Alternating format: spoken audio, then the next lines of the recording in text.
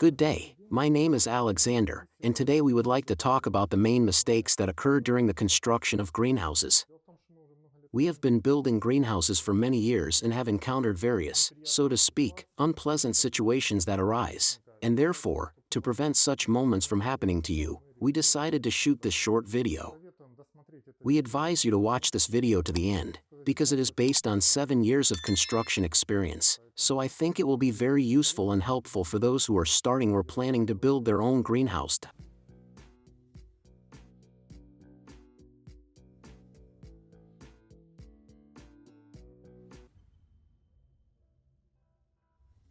So let's start step by step. The first thing is the base or foundation for the greenhouse.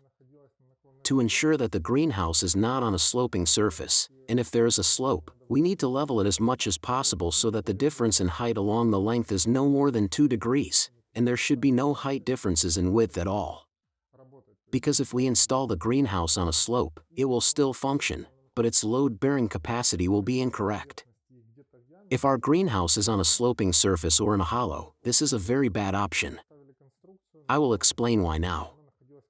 There was a case when we installed a structure on a sloping surface. It was located at the bottom, and it turned out that when it rained, firstly, the greenhouse was washed, that is, its supporting part was eroded, and moreover, water accumulated at the bottom, eroding the lower part.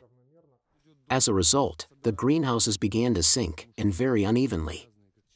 It's raining, we're gathering our tools. That's it for today because we're wet to the bone and dirty as devils. The frames are standing. The weather is not really pleasing us. We strongly advise against installing directly at the bottom of a sloping surface.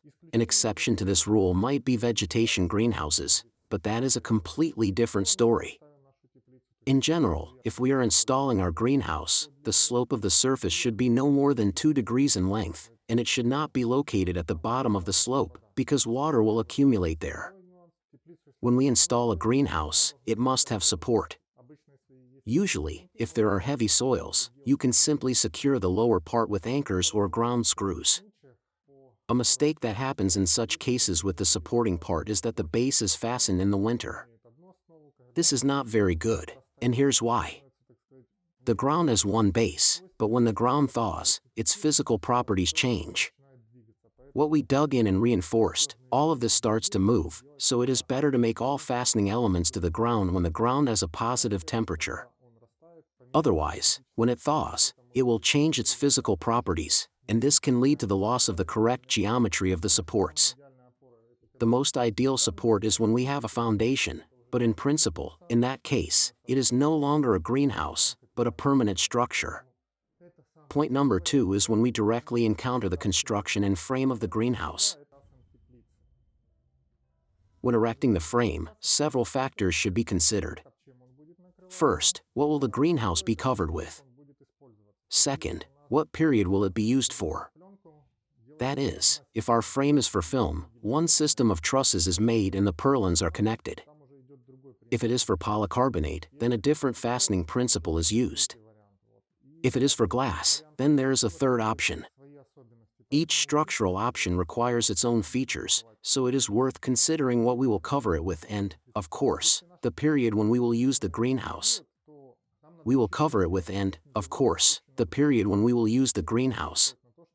If our greenhouse is designed for the winter period, then we need to consider all snow loads.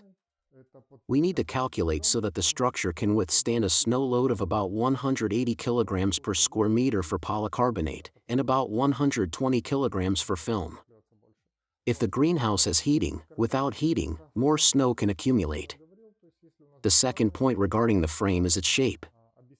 If we have a gable greenhouse, it must ensure self-shedding of snow. For this, the roof slope should be at least 21-23 degrees.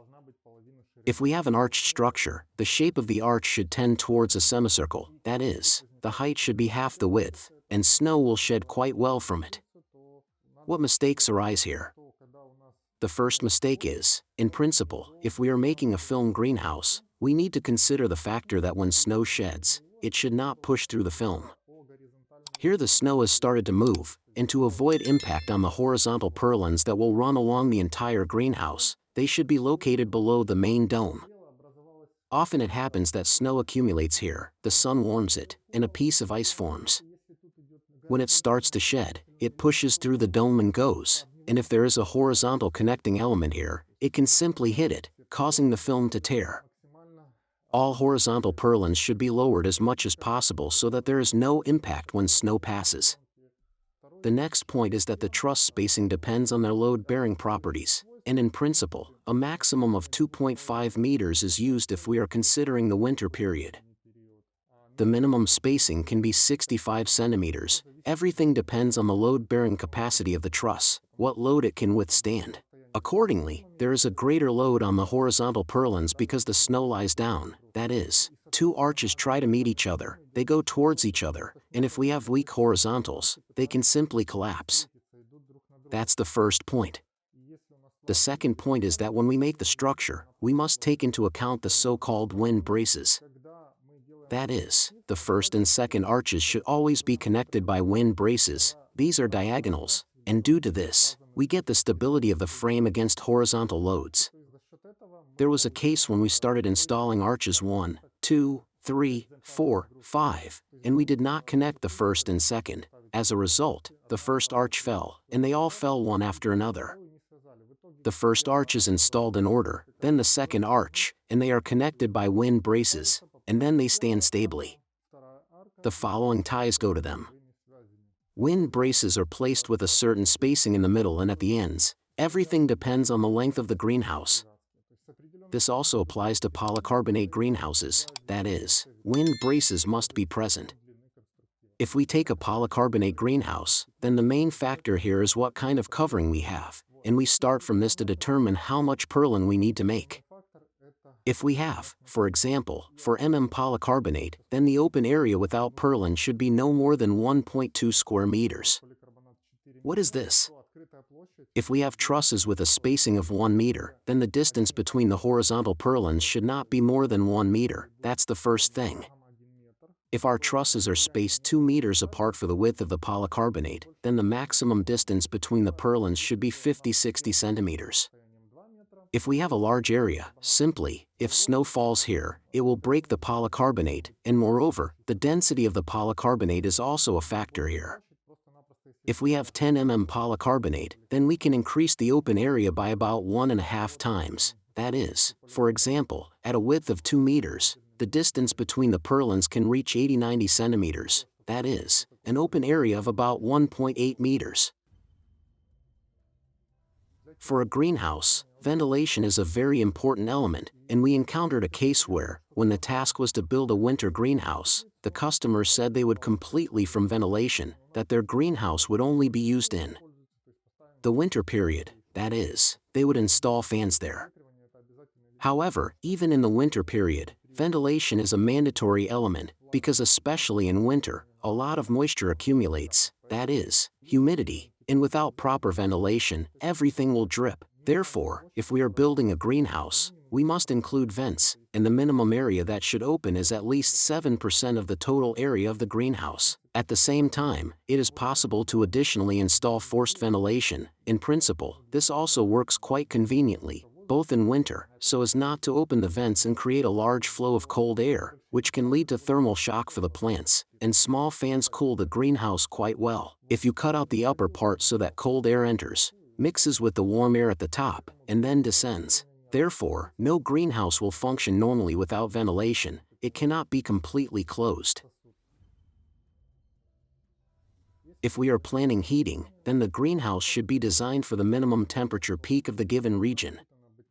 For example, here we design greenhouses for temperatures down to -25 degrees Celsius, based on the thermal balance, so that the temperature in the greenhouse is +18 when it is -25 outside. The boiler and heating system must give us a delta of 43 degrees Celsius. This is the main point to consider, and the boiler is calculated for this power. This does not mean that it will constantly operate at these parameters. The average temperature, for example, in winter is -6, and this indicator is taken into account when calculating the heat costs for the winter period. But at the same time, it should calmly withstand temperature drops down to 25, otherwise, during such peaks, we will simply have a temperature drop, which is very critical for plants. The heating capacity is calculated for the minimum temperature during the period when it will be used in the greenhouse. We have encountered cases where people say, let's install heating for the spring-autumn period, for example, down to 5, and then let's enter the winter period with this heating, saying that winters are warm anyway. As a result, winter is always a period when there are 2 weeks, that is, when there are good frosts. As a result, during this period, the boiler is simply not designed for this parameter, and it is good if it is just overloaded with fuel and does not simply burn out. Lighting is one of the most complex issues for greenhouses, and not even complex, but simply, with heating, everything is clear there's a temperature that needs to be maintained. With lighting, however, there are a huge number of myths and a vast amount of, I would say, marketing ploys regarding which lighting fixtures are best to use.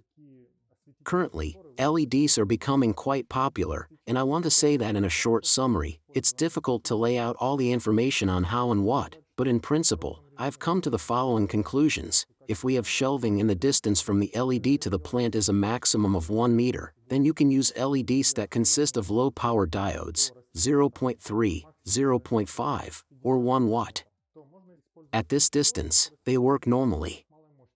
However, if you take these diodes and hang them at a height of 1.5 to 2 meters, there will be no effect. For dome lighting, that is, for volumetric lighting, you need to use high-power diodes, for example, 25-50 watts of power per diode. What's the nuance? Low-power diodes, for example, 0.2, 0.3, 0.5, or 1 watt, diffuse light strongly, and already at half a meter, the light flow practically completely drops. The lower the power of the diode, the cheaper it is on the one hand, but on the other hand, the lower its luminous efficacy. There is an indicator called lumens per watt. This is how much light flow you can get from 1 watt. In principle, the larger the diodes, the higher this indicator, the smaller the diodes, the lower this indicator falls. That's why small LEDs, these inexpensive strips, all have low power, while powerful, large diodes are always more expensive, but they have a more powerful light flow. The main thing to consider is that for shelving, fixtures with a set of many low-power diodes are suitable, while for dome lighting, it's better to use powerful diodes of at least 25 watts. They diffuse less at a height of 2 to 2.5 meters, meaning they have a lower diffusion coefficient. At the same time, it should be noted that it is best to use diodes with lenses. What's the advantage? Lenses focus light at a specific point. A lens with a 60-degree diffusion creates a 60-degree beam. Without a lens, the diffusion is practically 160 degrees. And in principle, I compared 2 indicators. The same diode with a lens produced a spot that was twice as powerful in terms of light flow, but it was naturally small. When the lens was removed, diffusion appeared, but there was no light flow. That's what a lens provides. The classic choice remains sodium lamps, although they are again gradually being replaced by high-power LEDs, and quite successfully. Considering that LEDs are getting cheaper and cheaper every year, this is a huge plus for growing in greenhouse farming. What could be the main mistakes when setting up watering? The first mistake that happens is when we supply water directly from the well. That is, cold water enters the greenhouse under pressure and is immediately supplied to the plants. So, if the ambient temperature is 30 degrees Celsius and the water from the well is 10 degrees Celsius, the roots are simply shocked by this situation. Therefore, in such cases, a storage tank is always worthwhile. Do not supply water directly from the well straight into the greenhouse. This will cause thermal shock to the plants. The second point I encountered and was surprised by was when the water flowed by gravity through a drip tape, and as it turned out, the black tape heated up very strongly, and the water came out really almost 30 degrees Celsius. That is, you cannot give cold water to plants, it will be thermal shock, and you cannot give water that is too hot either, it will also be very unpleasant for them. And high temperature occurs when water flows very slowly through a drip tape or drip tubing, which is usually black. While it is flowing, it heats up significantly due to the black color attracting heat, and we get warm water again. It's good if it's just warm. It can actually be hot because it heats up very strongly. How to avoid this? Move watering from daytime to nighttime. When a manual watering system is set up, and we open the tap when it is convenient for us, we arrive at the dacha, for example, at 10 or 11 o'clock and turn on the water, but the sun has already come out, so everything heats up, and the water barely gets warm. So, it seems everything is normal, but in the end, we get hot water. To avoid this, you need to water either in the evening or in the morning when there is no direct sunlight. Watering in this case, well, this is not so much a mistake as a technical point in watering, that they need to water with hot water in the greenhouse during the day. These are the main points, and I think they will be useful to you when building a greenhouse and designing the equipment that will be installed there. But our experience is not the most comprehensive, so if you have your own mistakes that you made during construction, please share them in the comments. This will help others avoid these mistakes, and your karma will improve. With you is Alexander from Eco Greenhouse, live in harmony with nature and in rhythm with progress. Until next time.